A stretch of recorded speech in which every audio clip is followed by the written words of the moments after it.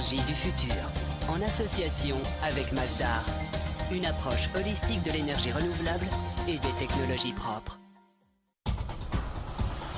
Chaque fois que nous allumons la lumière, lorsque nous conduisons, nous brûlons de l'énergie. Elle est pour l'essentiel issue des combustibles fossiles, le fruit d'un processus long de millions d'années, parti en fumée en quelques siècles seulement. Il semble donc clair que nous avons un problème. Nous consommons une quantité faramineuse d'énergie. Du coup, nous arrivons aux limites de ce que la Terre peut fournir. Mais la bonne nouvelle, c'est qu'il existe des alternatives. Aujourd'hui, nous découvrons de nouvelles sources d'énergie propre dans les endroits les plus improbables. Peut-on y arriver? Certainement. Je suis M. Sanjan. La course à l'énergie du futur est lancée.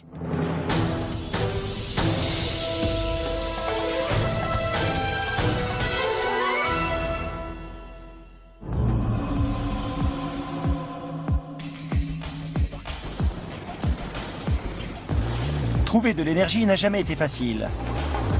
Cela a toujours exigé quantité d'innovation, de larges dépenses et de gros risques. En d'autres mots, il faut dépenser de l'énergie pour trouver de l'énergie. Aujourd'hui, plus que jamais. L'énergie est le produit le plus précieux de nos sociétés modernes. C'est le moteur de notre civilisation. Pas étonnant dès lors que nous soyons capables d'explorer les plus improbables recoins de notre planète afin d'en trouver. Je survole le golfe du Mexique. Nous sommes à 150 km des côtes. Il y a quelques décennies seulement, personne n'aurait imaginé partir aussi loin pour puiser du pétrole.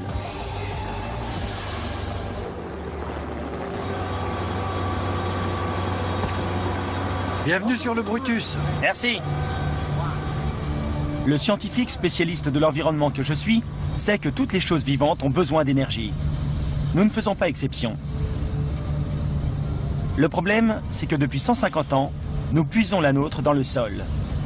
Charbon, gaz naturel, et cette chose que nous pompons ici dans le sous-sol de la mer, le pétrole.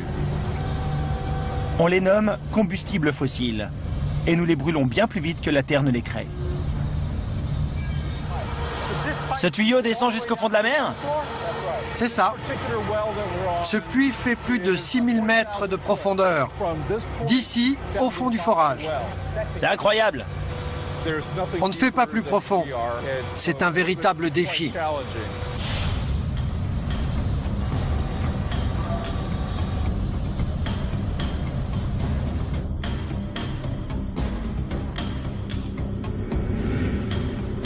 Mais l'exploitation de ces énergies peut provoquer de véritables désastres environnementaux, comme les marées noires. En plus de cela, brûler des combustibles fossiles génère de graves problèmes climatiques. Pour terminer, notre dépendance à ces énergies fossiles est un véritable château de cartes qui, tôt ou tard, finira par s'écrouler. À tous les points de vue, qu'il s'agisse de diminuer notre dépendance énergétique, de protéger l'emploi, de réduire un déficit, la sécurité intérieure ou le changement climatique, notre manière de nous procurer de l'énergie est en train de subir un profond bouleversement. Ces forages, si profonds et si éloignés des côtes, en sont la preuve. Le pétrole ne sortira pas de nos vies dans un avenir proche, mais si nous voulons relever le défi de l'énergie, nous devons trouver des alternatives aux combustibles fossiles.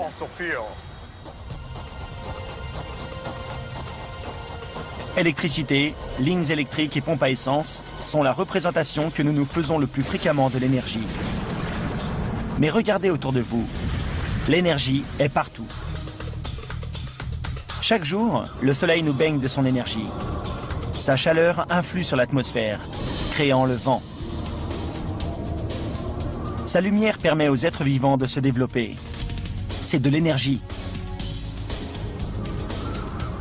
Les 2/3 de la surface de la Terre sont recouverts d'eau, en mouvement perpétuel. C'est également de l'énergie. La surface de notre Terre elle-même bouge chaque jour, élevant des montagnes, créant de nouveaux océans. Plus simplement, l'énergie, c'est le mouvement, et il est tout autour de nous. Mais quelle que soit la forme qu'elle revêt, cette énergie vient essentiellement d'une même source. Une gigantesque boule de gaz incandescent située à des millions de kilomètres de la Terre, le Soleil. Le Soleil est une usine à énergie. Sa gravité brise continuellement les atomes d'hydrogène situés dans son noyau, les convertissant en hélium et libérant d'impressionnantes quantités d'énergie. Une énergie qui atteint la Terre sous la forme de rayonnement solaire. Le professeur Michio Kaku est physicien théoricien. Il peut nous éclairer sur ce processus. Pensez à ça. Quand vous vous levez, vous petit déjeunez. Eh bien, l'énergie de vos muscles, les mouvements de votre corps, tout cela, d'une certaine manière, c'est de l'énergie solaire recyclée. Tout ça, tout ce que l'on voit. Tout ce qui nous entoure. Même ce stand de hot dog? Tout à fait. Incroyable. 2, s'il vous plaît. Comment ça fonctionne? Grâce à la photosynthèse, les plantes captent l'énergie du soleil. Le blé se transforme en pain. Le soleil permet également à l'herbe qui nourrit les vaches de pousser, ce qui fournit la viande pour ces hot dogs. On constate que l'énergie change constamment de forme, de rayons solaires à herbe, à vache, à hot dog, à vous. Les animaux puisent l'essentiel de l'énergie qui leur est nécessaire dans leur nourriture. Et à une époque, nous faisions de même. Mais cette époque est depuis longtemps révolue. Les animaux utilisent l'énergie très différemment de nous. Ils l'utilisent pour leur survie, pour se nourrir. Les humains, quant à eux, consomment autant d'énergie qu'il est possible. Pour le divertissement, les loisirs, pour se rendre en week-end à la campagne, pour skier et bien d'autres choses.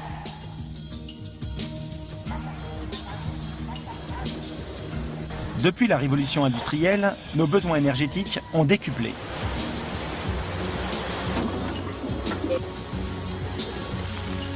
Aujourd'hui, la nourriture ne représente qu'une infime partie de l'énergie que nous consommons. On peut voir les choses ainsi. La nourriture que j'ai mangée ce matin me permet de faire fonctionner cette ampoule de 100 watts. Et ce n'est pas aussi facile qu'il y semble. Je dois pédaler à vive allure pour allumer une seule ampoule. Si je voulais alimenter tous les objets de ma vie quotidienne, ce n'est pas de 100 watts d'énergie que j'aurais besoin, mais de 1200 watts. Il faudrait plus de 100 personnes à mon service, pédalant continuellement 24 heures sur 24, 7 jours sur 7, juste pour me permettre de poursuivre mon style de vie. C'est vraiment beaucoup d'énergie. C'est la raison pour laquelle nous sommes tellement dépendants aux combustibles fossiles.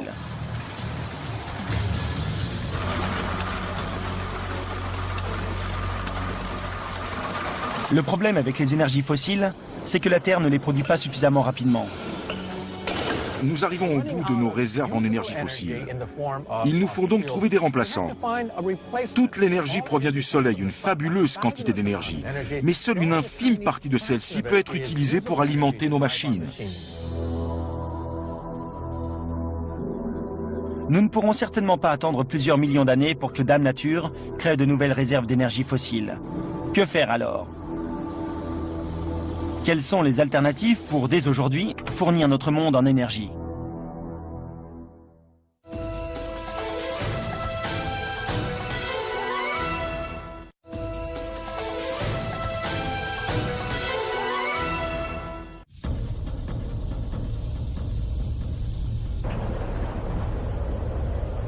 Le Soleil brille depuis 4,5 milliards d'années. Et depuis 4 milliards de ces années, la vie sur Terre baigne dans son énergie. Le carburant que nous utilisons de nos jours, comme le charbon et le pétrole, est le fruit de la décomposition d'organismes vivants, comme le plancton, morts alors qu'ils étaient remplis de l'énergie du Soleil. Pressés entre de multiples couches de sédiments et cuits pendant des centaines de millions d'années, ils sont devenus des combustibles fossiles.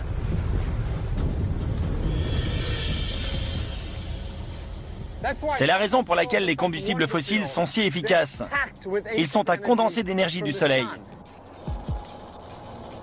Le meilleur moyen d'observer cette énergie est de l'enflammer. afin de la libérer.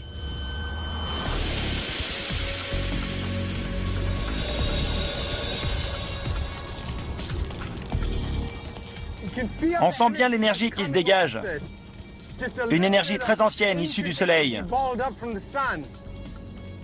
Elle est suffisante pour propulser une voiture de 3 tonnes sur des kilomètres. Les combustibles fossiles sont puissants et concentrés. Le défi est donc de réussir à trouver une énergie renouvelable qui soit aussi efficace.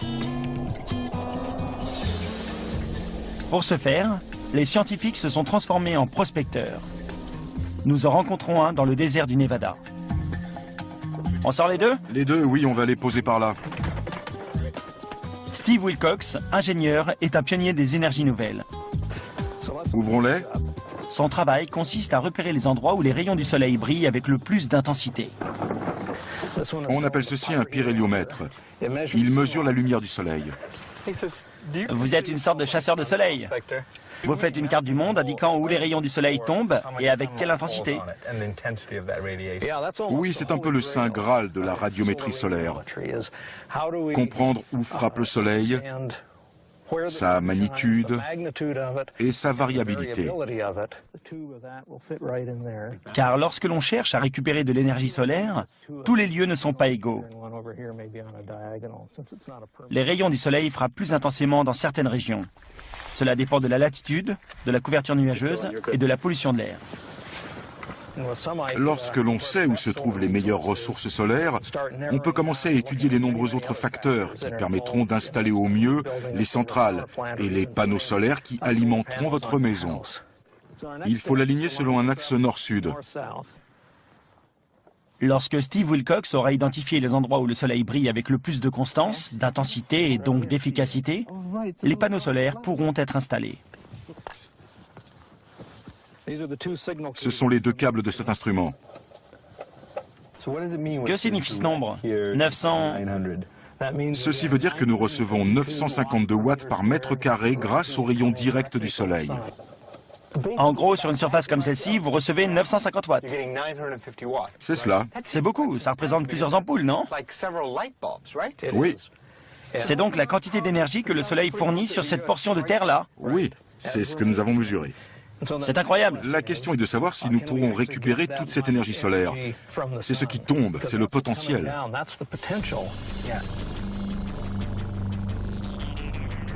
Un mètre carré peut délivrer presque 1000 watts. Si l'on voulait alimenter une ville comme Las Vegas de cette manière, il faudrait des panneaux solaires sur une superficie de 150 km² environ. Cela semble beaucoup, mais c'est peut-être réalisable. Pour alimenter le monde dans son ensemble, il faudrait recouvrir un pays de la taille de la Grèce. Une sacrée superficie.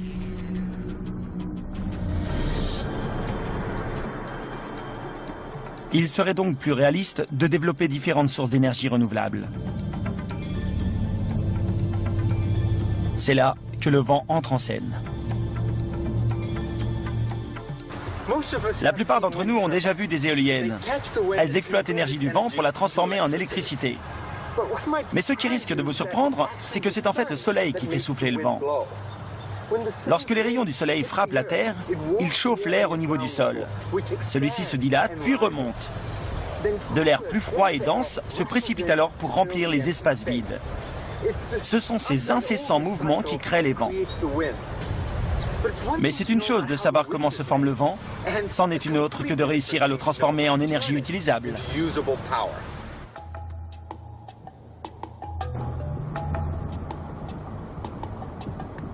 C'est ici que le Bob Baker, météorologue originaire de l'Oregon, entre en scène. Si l'on n'a pas forcément besoin d'un monsieur météo pour savoir dans quel sens soufflent les vents, cela peut aider. Comme Steve Wilcox, Bob Baker est un prospecteur d'énergie. Son travail consiste à repérer les endroits où les vents soufflent avec force et constance.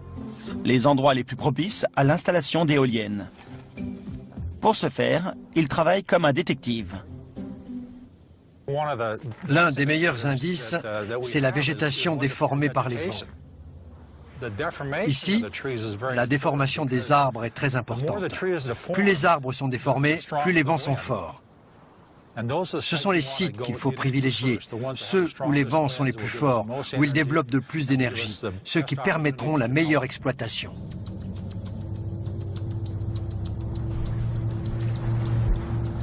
Cette dernière décennie, la technologie éolienne s'est développée à pas de géant.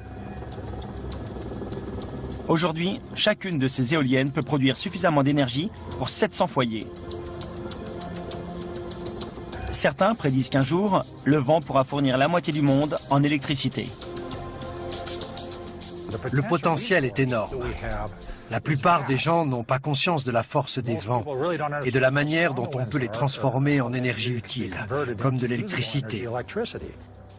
C'est une ressource énorme que l'on commence tout juste à exploiter. Mais l'énergie éolienne a les mêmes défauts que l'énergie solaire. Elle exige beaucoup d'espace. Si l'on voulait alimenter l'ensemble de la planète avec le vent, nous devrions allouer près de 2% de toutes les terres disponibles aux fermes éoliennes. Sans oublier que l'on ne peut pas toujours compter dessus. Lorsque vous appuyez sur l'interrupteur, vous ne voulez pas que ça affiche « Désolé, le vent ne souffle pas aujourd'hui » ou bien « Le soleil est couvert ». Vous voulez de l'électricité sur le champ. C'est le principal défaut de ces énergies renouvelables.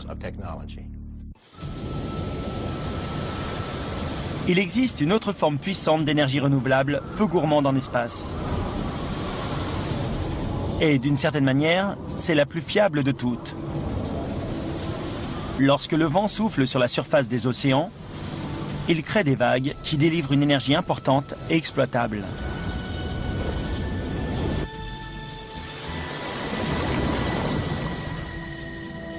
L'attraction gravitationnelle de la Lune et du Soleil génère de puissantes marées. C'est une énergie que nous pouvons également exploiter. Nous exploitons l'énergie de l'eau depuis des milliers d'années et nous l'utilisons toujours. L'énergie hydroélectrique produit 16% de l'électricité mondiale. Mais aussi puissante qu'elle en a l'air, elle ne nous fournira jamais autant d'énergie que le soleil ou le vent.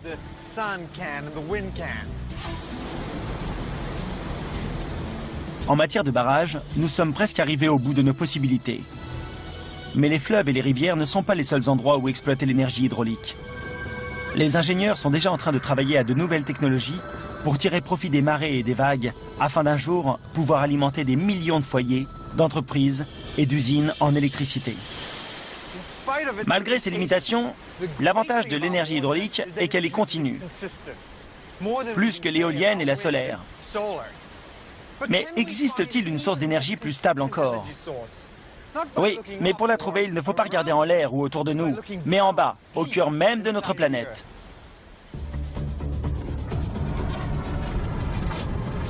À des milliers de kilomètres sous nos pieds, au centre de la Terre, brûle une boule d'énergie. La température du noyau terrestre dépasse les 6000 degrés. Presque celle de la surface du Soleil. Mais inutile de descendre si loin pour profiter de la puissance du noyau terrestre. À 3 km de profondeur, la croûte terrestre est suffisamment chaude pour porter l'eau à ébullition. Depuis n'importe quel point sur la planète, il suffit donc de creuser suffisamment pour pouvoir profiter de l'énergie géothermique. C'est une énergie ancienne, issue du cœur de notre Terre lorsqu'elle s'est formée il y a des milliards d'années.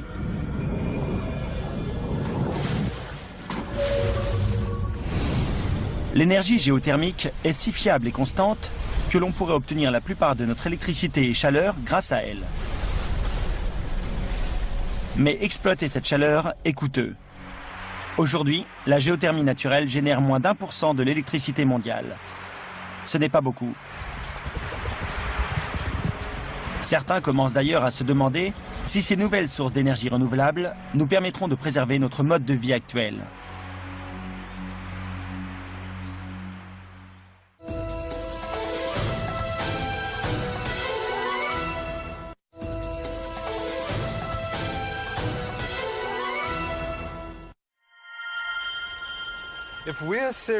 Si nous cherchons sérieusement des solutions à notre problème énergétique, il faudra être réaliste sur leur coût. Quoi que l'on fasse, cela devra valoir l'effort investi. Avec les combustibles fossiles, arrivera un temps où le coût pour leur exploitation sera plus élevé que la valeur de l'énergie qu'ils délivrent. Donc, quelle que soit l'alternative énergétique que nous trouverons, il faudra réfléchir à ce qu'elle nous coûtera.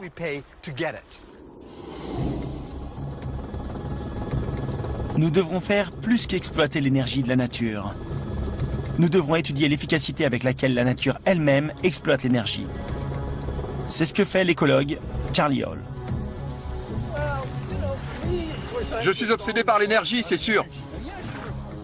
Charlie Hall pense que la seule manière pour une créature ou une société de survivre, c'est de produire plus d'énergie qu'elle n'en consomme.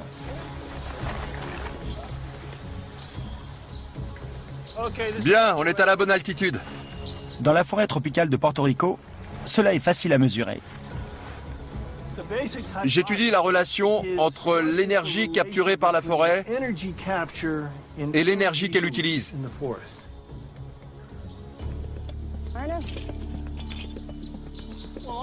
Oscar, tu penses pouvoir atteindre cette fourche là-haut? Bien joué!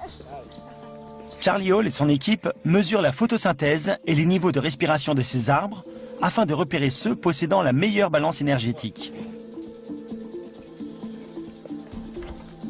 Si un arbre doit dépenser plus d'énergie qu'il n'en reçoit pour survivre dans un endroit, il mourra. Un arbre sain doit trouver l'équilibre entre l'énergie entrante et l'énergie sortante.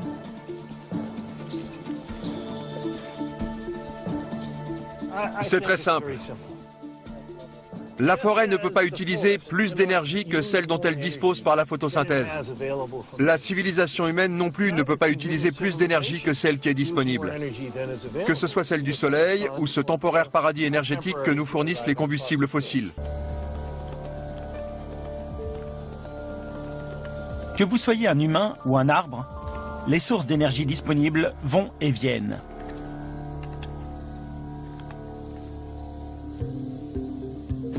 Parfois, la vie bénéficie d'un cadeau énergétique inattendu.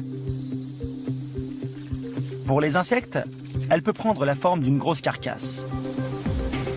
Pour nous, ce sont les combustibles fossiles. Dans les deux cas, ce n'est pas quelque chose dont on peut dépendre. Un gros animal meurt et les décomposeurs vivent un âge d'or sur 1 ou 2 générations. Mais une fois la carcasse consommée, que se passe-t-il? La population explose, puis plonge. Cela arrivera-t-il avec les humains? Je n'en sais rien.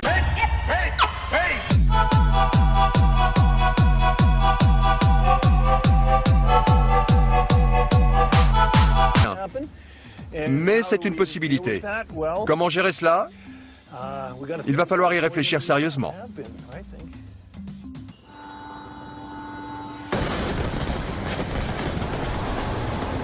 Jusqu'à très récemment, notre bilan énergétique était sain. La dépense énergétique nécessaire pour extraire les combustibles fossiles des sous-sols était bien plus faible que l'énergie qu'elle fournissait. Mais le bilan est en train de se modifier. Nous devons prospecter plus loin, forer plus profondément et payer le prix de conflits régionaux et de pollution environnementale. L'énergie ne nous a jamais autant coûté. Mais malgré son prix, nous en voulons toujours plus. Nous consommons autant d'énergie que possible. Et la conséquence, c'est que nous atteignons les limites de ce que la Terre peut nous procurer. Un jour, nous aurons épuisé les réserves de certains combustibles fossiles. Avant d'en arriver là, nous ferions bien d'écouter certaines des leçons que nous délivre la nature. Des leçons qui pourraient bien améliorer nos modes de vie. Les plantes et les animaux optimisent la gestion de l'énergie dont ils disposent. Ce sont des modèles d'efficacité. Modèles qui ont déjà transformé notre monde. Les yeux des papillons de nuit sont conçus pour absorber le maximum de lumière. un modèle idéal pour concevoir des panneaux solaires. Plus un véhicule est lourd, plus il consomme. Les troncs sont lourds et solides afin de permettre aux arbres de tenir debout, tandis que leurs branches, souples, les autorisent à plier sous le vent. Nous pouvons imaginer des voitures sur le même modèle, robustes en certains points pour garantir la sécurité, mais poids-plumes partout ailleurs de manière à réduire leur consommation. Lorsque les ingénieurs japonais ont cherché à améliorer les performances de leurs trains à grande vitesse, ils se sont inspirés de la morphologie du bec de martin-pêcheur, qui fend les airs et les eaux avec une impressionnante efficacité. Aujourd'hui, leurs trains roulent 10% plus vite, en dépensant 15% d'électricité en moins. La nature ne brûle aucune calorie inutilement. Il faut s'en inspirer. Aujourd'hui, avec la même quantité d'énergie, nous pourrions faire plus que maintenir notre qualité de vie. Nous pourrions l'améliorer. Les avions d'aujourd'hui brûlent une impressionnante quantité de kérosène. Plus de 2% de tout le pétrole que nous utilisons. David Lentink, chercheur en biomécanique à Harvard, a imaginé des avions qui pourraient voler plus loin avec moins de carburant. Les oiseaux modifient la forme de leurs ailes afin d'optimiser leur vol. Si vous voulez voler avec le maximum d'efficacité, pour chaque vitesse, chaque manœuvre, il y a une forme d'aile différente qui est plus efficace. Dans la nature, les maîtres dans ce domaine sont les oiseaux.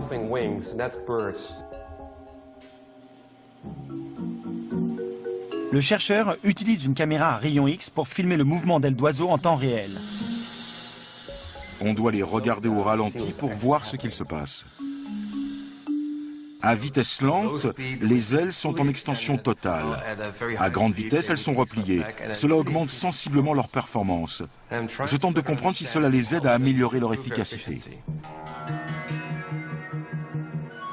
Si les ailes d'un avion pouvaient changer de forme en fonction de la situation, cela pourrait réduire ses besoins en carburant de manière significative. Le prochain 747 ne ressemblera pas à un oiseau, mais comprendre à quel point ces modifications améliorent les performances de vol des oiseaux et comment cela fonctionne peut nous inspirer et nous aider à créer des systèmes rentables, faciles de maintenance et de fabrication, qui nous permettraient de passer à une nouvelle génération d'avions plus efficaces.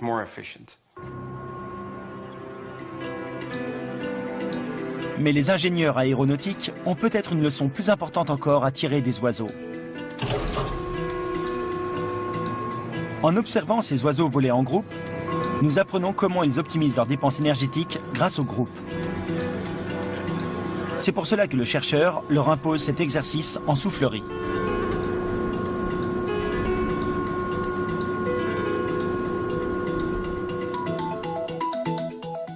Je m'intéresse au mouvement d'ailes à de plus grande vitesse. L'autre chose qui m'intéresse beaucoup, c'est leur façon d'interagir. Ils volent en groupe, ils s'approchent puis s'écartent les uns des autres. Je suis curieux de savoir comment ils font cela.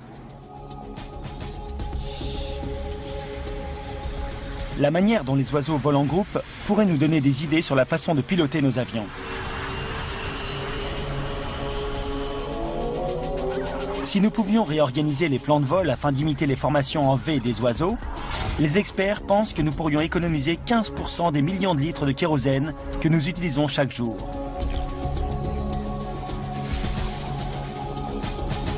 Mais quelles que soient les économies d'essence que nous arriverons à réaliser, nous aurons tout de même toujours besoin d'autres sources de carburant.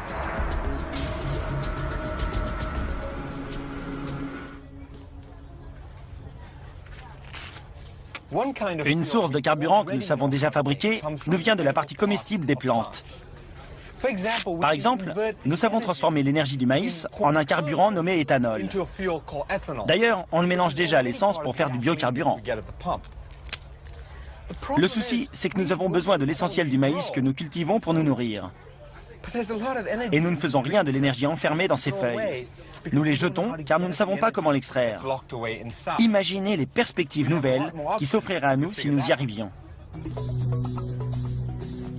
L'énergie qui réside au cœur des plantes est enfermée dans un matériau très dur. La cellulose doit être suffisamment solide pour maintenir la plante à la verticale. Mais elle enferme également l'énergie de la plante au niveau cellulaire. Si l'on arrivait à briser cette cellulose, on accéderait à une incroyable ressource d'énergie.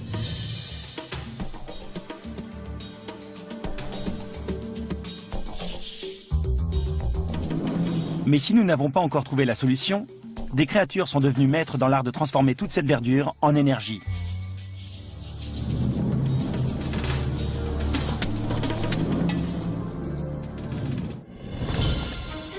Ce sont les micro-organismes qui transforment nos déchets organiques en compost. Ce sont les agents du pourrissement. Et lorsque les choses pourrissent, elles libèrent de l'énergie. Les scientifiques pensent que si des microbes peuvent y arriver, nous devrions pouvoir les imiter.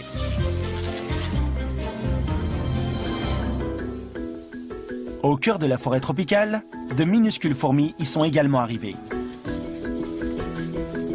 L'énergie des fourmis coupe-feuilles provient des feuilles. Mais elles aussi ont la difficile tâche d'en extraire l'énergie. Et elles ont besoin d'un peu d'aide. Elles commencent par récolter des feuilles, beaucoup de feuilles. Une seule colonie peut en amasser jusqu'à 400 kilos en une année. Ces fourmis coupe-feuilles sont très voraces. Cela représente 4 tonnes de matière en poids humide. Pour visualiser, cela fait 2 camionnettes pleines. Mais les fourmis ne mangent pas les feuilles dans la foulée. Elles les transforment en un champignon. Un champignon qui transforme les feuilles en sucre. De l'énergie pour les fourmis. Garrett Swan, de l'Université du Wisconsin, tente de comprendre comment ce champignon agit. Il sait que cela doit avoir à faire avec des microbes qui transforment les feuilles en nourriture pour fourmis. Et pourquoi cela nous intéresse-t-il?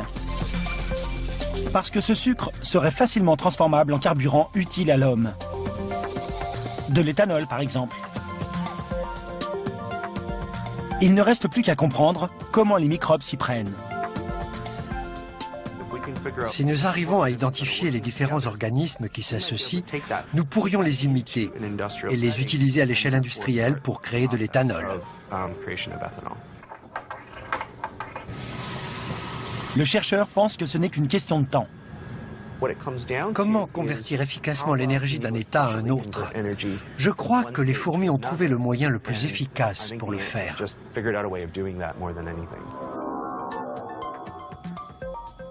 Et lorsque nous aurons enfin compris, nous aurons les ressources suffisantes pour créer des quantités industrielles d'éthanol.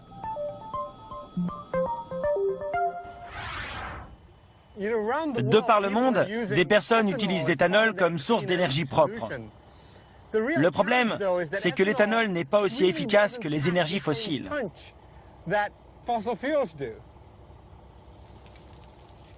Lorsque vous le brûlez comme ceci, l'énergie n'est pas aussi intense. Regardez cette flamme. Je suis assez proche d'elle et ce n'est pas si chaud que cela.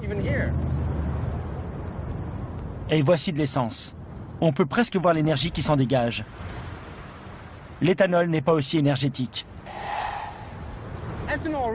L'éthanol ne possède que 80% de la densité énergétique des combustibles fossiles. Il faut donc utiliser beaucoup plus d'éthanol pour parcourir la même distance. Il est peu probable que nous ne passions tous à l'éthanol dans un proche futur. Et cela, même si nous réussissons à le produire en quantité suffisante. Cela pose donc une question gênante. Existe-t-il une énergie alternative aussi calorique que les combustibles fossiles ?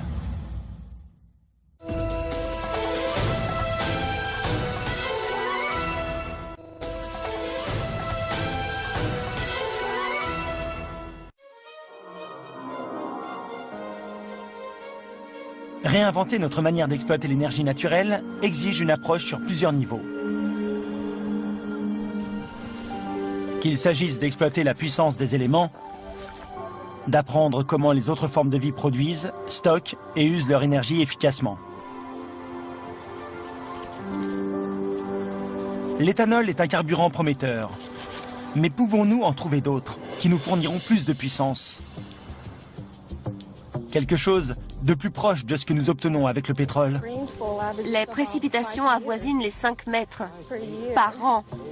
Dans la forêt tropicale de Porto Rico, Jake Isling, biologiste synthétique, pense avoir trouvé la solution grâce au miracle de l'ingénierie génétique.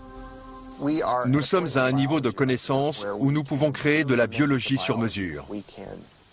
On peut fabriquer des gènes, des cheminements métaboliques, modifier la chimie d'une cellule de manière à créer un sucre qui produirait un carburant à la puissance identique à celle du pétrole dont nous remplissons nos réservoirs. Cette forêt est une mine d'énergie, emmagasinée à l'intérieur des robustes cellules de ces arbres.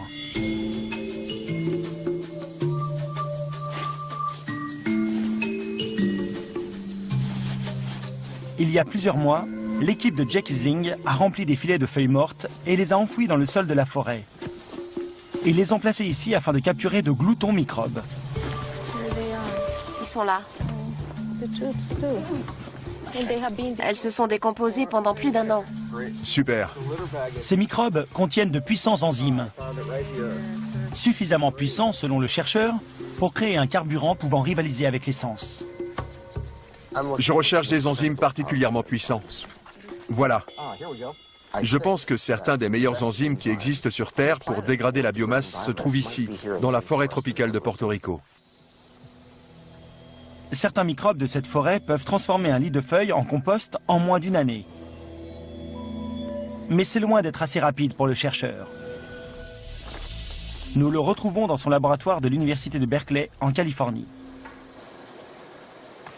Ces enzymes ont une fonction basique: briser rapidement de grosses molécules en plus petites afin de les transformer en carburant. En carburant pour microbes ou pour nos voitures. Tout cela à partir de déchets que nous n'exploitons pas. Herbes coupées, tiges de maïs, débris résiduels de l'exploitation du bois. Lorsque nous aurons identifié les meilleures enzymes, alors nous dégraderons cette biomasse pour la transformer en sucre que nous utiliserons pour créer des biocarburants. Mais pas n'importe quel biocarburant. Nous parlons d'un carburant aussi efficace que ceux utilisés actuellement.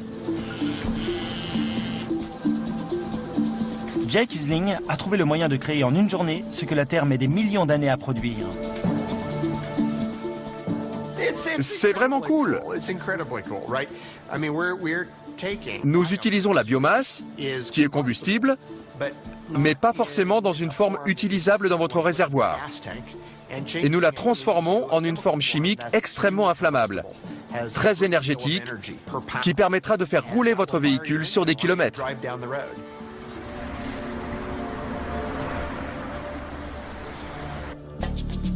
Avant que nous ne puissions l'utiliser, l'équipe du chercheur doit trouver le moyen de produire ce carburant à une échelle industrielle. Pendant ce temps, la nature a d'autres moyens à disposition pour nous aider. Vous pensez certainement que ce que vous voyez ici n'est que du papier bulle, mais pour Nate Lewis, chimiste à l'Institut de technologie de Californie, il s'agit peut-être de la solution à tous nos problèmes énergétiques. Nate Lewis travaille à une nouvelle technologie qui repose sur une très ancienne technologie. Une chose qu'il nomme feuilles artificielles. L'idée est de reproduire ce que font les feuilles. La photosynthèse de l'énergie du soleil, puis de la convertir directement en un carburant propre. Un carburant que l'on peut stocker et utiliser dans nos foyers pour tout alimenter.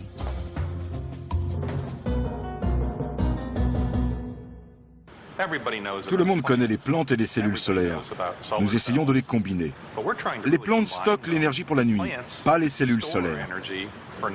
Il serait donc très efficace de pouvoir combiner les deux en un même dispositif. Le meilleur de deux mondes, le naturel et le technologique.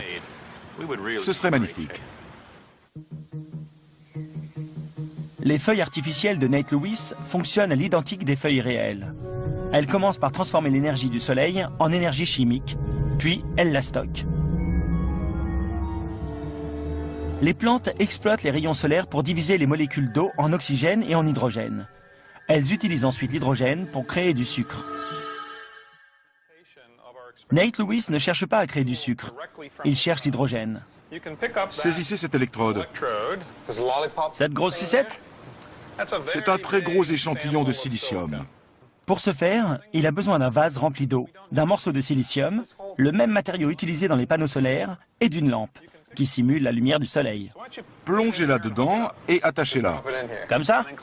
Attachez-la solidement en direction de la lumière. Connectez le circuit. Maintenant, il faut connecter ce fil afin qu'il fasse passer le courant électrique entre ces deux pôles. Et en faisant cela, il va créer des bulles d'hydrogène grâce au rayonnement solaire. C'est parti!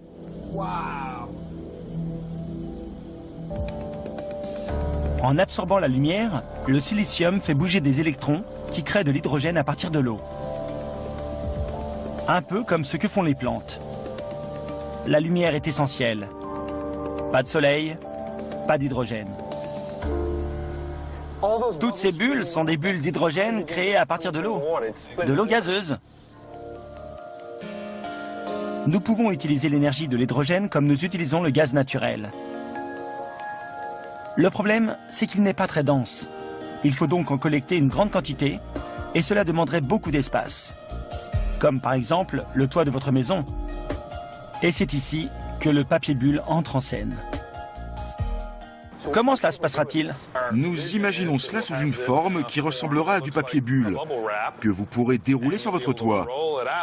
Vous le remplirez d'eau, laisserez travailler le soleil, laisserez s'échapper l'oxygène et emprisonnerez l'hydrogène, qui est le carburant dont vous avez besoin pour alimenter votre maison et votre voiture. Mais Nate Lewis ne s'arrête pas là. Une fois l'hydrogène capturé, on peut le combiner à d'autres gaz afin de créer n'importe quel autre carburant. Nous possédons déjà des procédés chimiques reconnus mondialement qui permettent de combiner cet hydrogène avec du CO2 pour faire du méthanol, qui peut ensuite servir à faire de l'essence. Nous devons créer un carburant chimique grâce au soleil. Ensuite, nous savons déjà comment transformer ce gaz en un liquide, et vice-versa, en fonction des besoins de la société.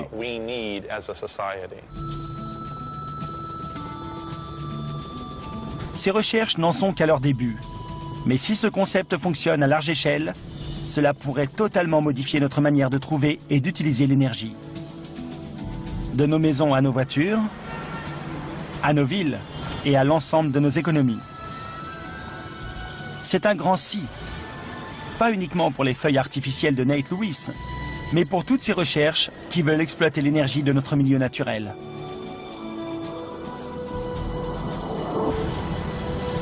Les défis qui nous attendent sont immenses. Mais nous n'avons plus vraiment le choix. L'horloge tourne, et cet âge d'or des énergies fossiles ne durera pas éternellement.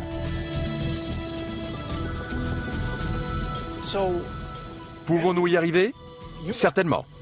Allons-nous le faire?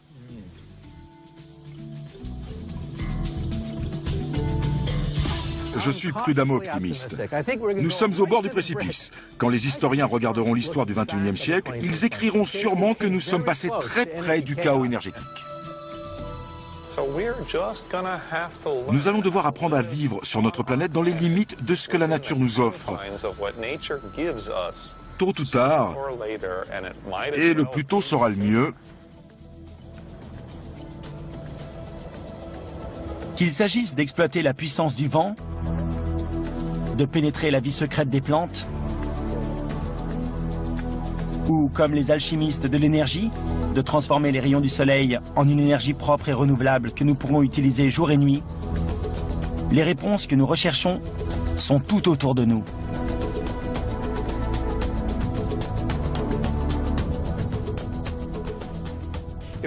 Si nous arrivons à réunir la technologie, l'argent et la volonté politique afin d'exploiter toute cette énergie qui nous entoure, nous aurons fait un pas de géant vers la résolution de l'un des plus gros défis que devra relever l'humanité. Avoir une source d'énergie propre et durable pour toutes nos activités. N'oubliez pas, toute l'énergie dont nous avons besoin est à portée de main. Adaptation Thomas Goupil avec les voix de Benoît Dupac, Gilles Marino, Stéphane Russell, Isabelle Périllot, Cyril Thureau et Emmanuel Fouquet.